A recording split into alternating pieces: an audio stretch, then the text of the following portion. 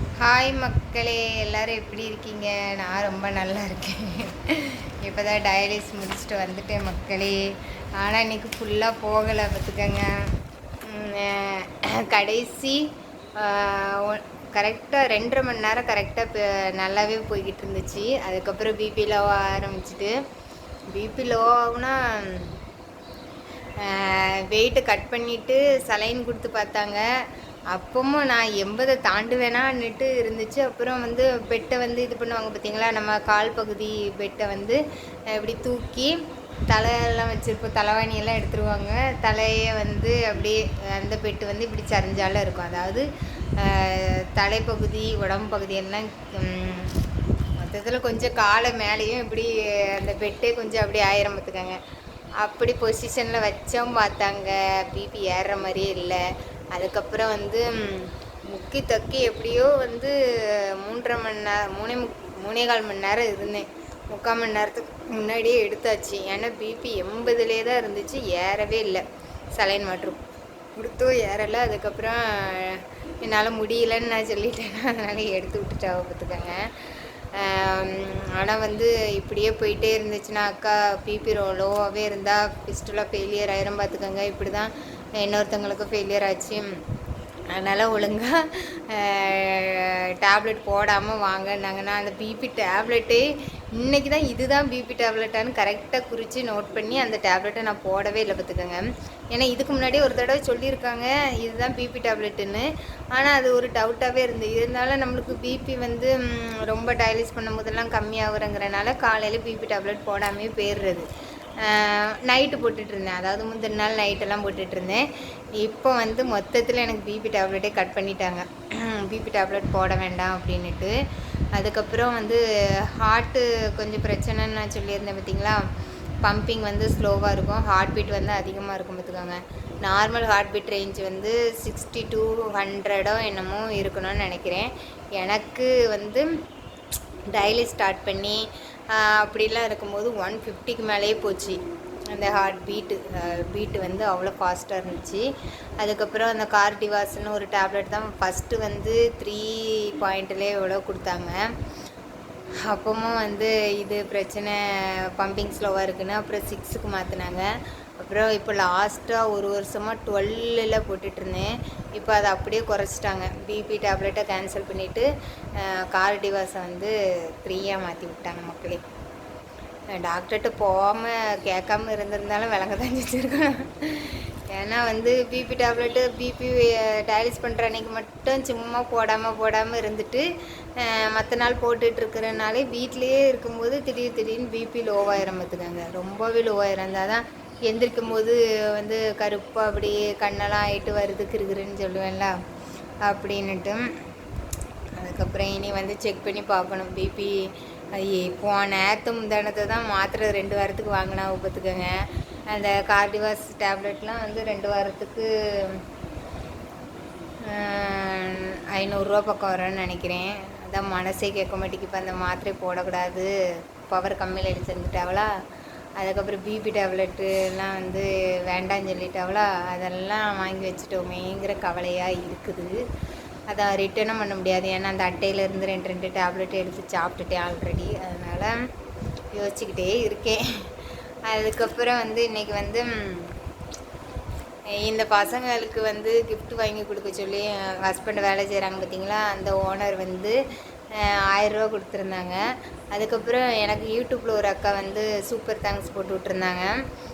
அவங்களும் வந்து பொண்ணுக்கு ஏதாச்சும் வாங்கி கொடுமா அப்படின்னு தான் சொல்லியிருந்தாங்க. அப்புறம் அந்த காசெல்லாம் நம்ம வந்து உட்காந்து மெடிசனுக்கே செலவு பண்ண முடியாது. அதனால் உருப்படியாக ஏதாச்சும் வாங்கி போடுவோம் அப்படின்ட்டு நான் இன்றைக்கி என்ன வாங்கினேன்னா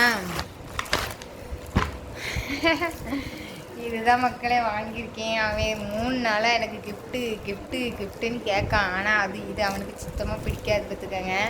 இருந்தாலும் வந்து அவங்க பசங்களை வந்து மொபைலில் இருந்தும் டைவெர்ட் பண்ணி ஆகணும், முக்கியமாக பொம்மை படத்துலேருந்து டைவெர்ட் பண்ணி ஆகணும். அப்புறம் என் ஹஸ்பண்டு கிரிக்கெட்லேருந்து பிடிச்சி இழுக்கணும், நாடகத்துலேருந்து பிடிச்சி இழுக்கணும். இந்த குடும்பமே வந்து ஒவ்வொரு பழக்கத்தை பழகி வச்சுருக்கு. எனக்கு விளையாட தெரிஞ்சது இந்த லூடா மட்டும்தான். இந்த லூடாவும் இதுவும் தான். அதனால் இந்த ஒரு போர்டு மட்டும் வாங்குவோம் அப்படின்னு சொல்லிட்டு தான் நான் போனேன். ஏன்னா இன்றைக்கி வந்து அதான் 1 ஹவருக்கு முன்னாடியே இது முடிச்சுட்டு அப்புறம் எங்கள் டாக்டரை போய் பார்க்குறதுக்கே 1 ஹவர் ஆகிட்டு. அவரை வெயிட் பண்ணி பார்த்துட்டு அதுக்கப்புறம் இவையே வாங்கியே ஆகணும். ஏன்னா வந்து அவியலுக்கு ஒரு பையன் ஆத்தாடி ஆத்தே அடுத்தது கார்டிவாஸு சின்ன டேப்லெட்லாம் வாங்க சொல்கிறா. இந்த காசை பிடிங்க அவள் வாங்கினாலும் வாங்கிடுவான்னுட்டு பயத்தில் ஐயோ கிஃப்ட்டு வாங்கியே ஆகணும். அது வந்து எதுக்கும் யூஸ் பண்ணக்கூடாது, உருப்படியாக ஏதாச்சும் வாங்கி போடணும் அப்படின்ட்டு இந்த கிஃப்ட்டு வாங்க கூட்டிகிட்டு போனாவலாம். கிஃப்ட்டுன்னா இது கிஃப்ட்டு கிடையாது, ஸ்போர்ட்ஸு கடைன்னு இருந்துச்சு காந்திபுரமோ என்னதோ தெரியலைங்க. அந்த இப்போ புதுசாக மேம்பாலம் கட்டியிருக்கா பற்றியில் அதை இறங்கின உடனே கொஞ்சம் தூரத்தில் இருந்துச்சு. அங்கிட்டு போய் இதை தான் வாங்கினேன். இப்போ டியூஷன் போயிருக்காவ வந்த உடனே நீ போட்டு அவன் குத்தி எடுத்துருவான். நான் அவங்கக்கிட்ட என்ன கேட்டேன், அவன் வந்து என்ன தெரியுமா மக்களை கேட்குறான், குக்கர் கேட்குறான். அதாவது சின்ன குக்கராக வேணுமா, நான் அடுப்பில் வைக்கிற மாதிரி அவனும் அடுப்பில் வச்சு சமைக்கணும்னு ஆசைப்பட்றான். எனக்கு புரியுது, அவனுக்கு வந்து சமையலில் தான் ரொம்ப இன்ட்ரெஸ்ட் மக்களே. அவங்க தாத்தாவும் அந்த மாதிரி தான். அதாவது எங்கள் ஹஸ்பண்டோட அப்பாலாம் நாங்கள் ஊருக்கு போகும்போது வடை செஞ்சு தருவாவ, சப்பாத்தி போட்டு தருவாவ, அப்படி நல்லா இது பண்ணுவாவ. எனக்கு ஆச்சரியமாக இருக்கும். ஏன்னா வந்து நம்ம அப்பா கையால் சமையல் வந்து அந்தளவுக்கு சாப்பிட்டதில்ல. ஆனால் வந்து இன்னும் இந்த தாத்தா இப்படி பசங்களுக்கு செஞ்சு கொடுக்காவலேன்ட்டு அவ்வளோ ஆச்சரியமாக இருக்கும் பார்த்துக்கோங்க. ஊருக்கு போனாலே நல்ல சப்பாத்தி அழகாக நம்மளை வேலையெல்லாம் செய்ய விட மாட்டாவ, அவியிலே பிணைஞ்சி நல்லா போட்டு பெரிய பெரிய சப்பாத்தியாக போட்டு தருவாவ. வடை வந்து அழகாக சுட்டு தருவாவ. இப்போ அந்த தாத்தா இறந்து போயிட்டாவ. அதே மாதிரி தான் என் பையனும் இருக்கான். இப்போ அவனுக்கு வந்து சமையல் சமையல் சமையல் குக்கர் குக்கர் குக்கர்னு அடிக்குது. காலையில் எந்திரிச்சோன்னா அவனுக்கு குக்கரை வாக்கலைன்னா இருக்க முடியாது பார்த்துக்கோங்க. அதனால் குக்கர் வேணும்னு தான் இன்றைக்கி காலையிலே அழுதுகிட்டே போச்சு. எனக்கு சாயங்காலம் வரும்போது குக்கர் வேணும்னு. இதை வாங்கி வச்சு இருக்கிறத பார்த்தா என்ன இதை வச்சு அடிச்சுவிடுவான். இருந்தாலும் பரவாயில்ல, நம்ம சொல்லி கொடுத்து மைண்டை டைவெர்ட் பண்ணணும். இதை அதுக்கப்புறம் என் ஹஸ்பண்டு செஸ்ஸு எங்கள் வீட்டில் யாருக்குமே செஸ் விளையாட தெரியாது பார்த்துக்க. இருந்தால் அங்கே கடையில் போய் செஸ்ஸு போடு இது கேட்டவன் நான் வாங்கவே வேண்டாம், இங்கே யாருக்குமே விளையாட தெரியாது, இந்த லூடா மட்டும் போதும் அப்படின்னதுக்கு கடைக்காரவே என்னை திட்டுறவ மக்களே. இப்போ உள்ள பிள்ளைங்க அவ்வளோ நாலேஜாக இருக்குது. செஸ் விளையாட தெரியாது, உனக்கு விளையாட தெரியாதுன்னு கம்முன்னு இரு. பசங்களுக்கு யூடியூப்பில் வந்து செஸ் விளையாடுறது எப்படின்னாலே அவ்வளோ கற்றுக் கொடுக்குறாங்க. நீ படி செஸ் விளையாடுறது எப்படின்னுட்டு பிள்ளைக்கு சொல்லிக் கொடு. இப்போ சின்ன பிள்ளையில அவ்வளோ விளையாட்டு விளையாடுதுன்னு சொல்லி திட்டுனாவளா. அதனால் எனக்கு இந்த செஸ்ஸு வாங்க ஆசை தான், பசங்க விளையாடுவாங்கன்னா. ஆனால் எனக்கு சொல்லித்தர்ற அளவுக்கு இதில் ஒன்றுமே எனக்கு தெரியாது. இனி யூடியூப்பை பார்த்து கற்றுக்கிட்டு நோட்ஸ் எடுத்து என் பையனுக்கும் பிள்ளைக்கும் சொல்லி கொடுக்கணும் பார்த்துக்கோங்க. செஸ்ஸு அதாவது போர்டை வந்து ஒரு மாதிரி இதிலே வாங்கிட்டேன். ஏன்னா வந்து எப்போதும் அப்படி இருக்கும். அட்டையை தான் நான் வாங்கணும்னு நினச்சேன். அட்டையை எடுங்கன்னு. ஏன்னா ரேட்டு வந்து மொத்தம் இந்த ரெண்டும் சேர்த்து 800 ஆச்சு மக்களே. அதனால் வந்து மனசும் வர மாட்டேங்குது வாங்குறதுக்கு. இருந்தாலும் சரி பசங்களுக்கு என்றைக்குனாலும் அப்படியே கிடக்க முடியல, அதனால் வாங்கி கொடுத்தாச்சு. அதாவது நம்மளால் வாங்க முடியலை, இருந்தாலும் யாரோ ஒருத்தர் பசங்களுக்காண்டி பாவமாக ஏதாவது வாங்கி கொடுங்கன்னு சொல்லும்போது அவைய பேரை சொல்லி இருக்கட்டுன்னு வாங்கிட்டேன். இந்த ரெண்டுமே வந்து எங்கள் ஹஸ்பண்ட் வேலை செய்கிற ஓனரோட ஸ்பான்சர் ஒன்று, எனக்கு யூடியூப்லேருந்து ஒரு அக்கா போட்டாவை பற்றிலாம் அவிய ஸ்பான்சர் ஒன்று. இந்த ரெண்டும் தான் வாங்கியிருக்கேன். இப்போ வந்து ரெண்டுமே நீ கும்மாங்குத்து குத்த போகுது. ஏன்னா வந்து ரெண்டுக்குமே வந்து இது பிடிக்காது, ரெண்டுமே விளையாடினது கிடையாது. அதில் வேறு நான் போய் உட்காந்து கேட்டுக்கிட்டு இருந்தேன் பாரு, இந்த இது பழங்குழி மாதிரி விளையாடுவ பற்றியெல்லாம் அந்த இது இருந்தால் தாங்க அதுன்ட்டு. ஏம்மா கொஞ்சமாவது அறிவை வளர்க்குறதுக்கு இந்த செஸ்ஸை வாங்கி கொடுமான்னு அப்புறம் கடைக்காரக்கா தான் திட்டிக்கிட்டே இருந்தாவோ வாங்கிட்டு. அப்புறம் வாங்கி கொடுத்துட்டேன். வாங்கி நான் கொடுக்கல, அந்த காசை வச்சு வாங்கியாச்சு. பேர் சொல்லிகிட்டு இருக்கோம் பற்றியில, இது ஓனர் வாங்கி கொடுத்தாவ, இது அந்த அக்கா வாங்கி கொடுத்தாவன்னு. அதனால் உருப்படியாக ஒரு பொருள் வாங்கி கொடுத்துட்டேன். என்ன அந்த காயினை கூட பார்க்கல. சின்ன வயசில் நாங்கள் லூடா விளையாடுவோம் பார்த்துக்கோங்க. இங்கே பாருங்கள் லூடா காயின்.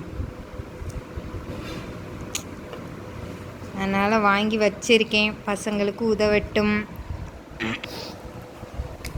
இதை வாங்க ஹெல்ப் பண்ண அந்த அண்ணாவுக்கும் ரொம்ப நன்றி, அந்த சிஸ்டருக்கும் ரொம்ப ரொம்ப, அக்கா அம்மா எதனாலும் சொல்லுவேன்.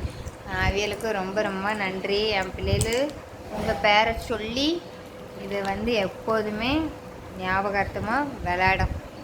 ஏன்னா இது வந்து ஒரு மாதிரி போர்டு மாதிரி தானே வாங்கியிருக்கு. இது எவ்வளோ நாளும் இருக்கும். காயின் தொலைஞ்சா கூட தனியாக காயின் கூட வாங்கிக்கலாம்ல. அதனால் இதை வாங்கி கொடுத்துருக்கேன். அவன் வந்தோடனே குக்கருன்னு தான் கேட்பான். என்கிட்ட இருக்கிற ஏதாவது சின்ன பாத்திரத்தை வச்சு அவனுக்கு வந்து பிரியாணி இதெல்லாம் செய்யணுமா ஆசையாக இருக்கான். அவன் ரொம்ப நாளாக வெளியே உட்காந்து செய்வான். அம்மா வா வான்னு கூப்பிட்டுட்டு கிடக்கான். நாளைக்கு வந்து ஒரு சின்ன பாத்திரத்தை வச்சு தம் போட்டு பிரியாணி செஞ்சு தெருவில் உட்காந்து விளையாட வேண்டிதான். எல்லோரும் பார்த்துட்டு போக வேறு என்ன செய்ய, பிள்ளைகள் ஆசைக்காண்டி நம்மளும் உட்காந்து விளையாட வேண்டியதான் மக்களே. சரி மக்களே, இனி போய் நான் ரவை கிண்டி சாப்பிட போகிறேன். இப்போவே 6:45 ஆகிட்டு மணி. இன்றைக்கி வந்தது லேட்டு. டாக்டர் பார்க்குறதுக்கே 4:30 4:45 ஆகிட்டு. அப்புறம் இதெல்லாம் வாங்கிட்டு வர லேட் ஆகிப்போச்சு. பசங்க டியூஷன் போயிருக்காங்க. 7:30க்கு வந்துடுவாங்க. அப்புறம் காலையில் வீடியோ போட்டிருந்ததை பார்த்து ஒரு அக்கா க்யூட்டாக இருக்குது அப்படிலாம் சொல்லியிருந்தாவன் என் பையன். அவன் எப்போதும் இப்படியே தான் சிரிச்சுக்கிட்டே இருப்பான் பார்த்துக்கோங்க. அதனால் அவன் அழுதா மனசு தாங்காது. ஏன்னா ரொம்ப எவ்வளோ அடித்தாலும் சிரிச்சுக்கிட்டே தான் இருப்பான். ரொம்ப அவன் அழுதுட்டான்னா அவன் மனசில் ரொம்ப ஹார்ட் ஆகிட்டுன்னு சொல்லிட்டு தான் அவன் அழுகிறான்னு நான் புரிஞ்சுக்கிடுவேன். அதனால் ரொம்ப தேங்க்ஸ் மக்களே கமெண்ட் பண்ணதுக்கு.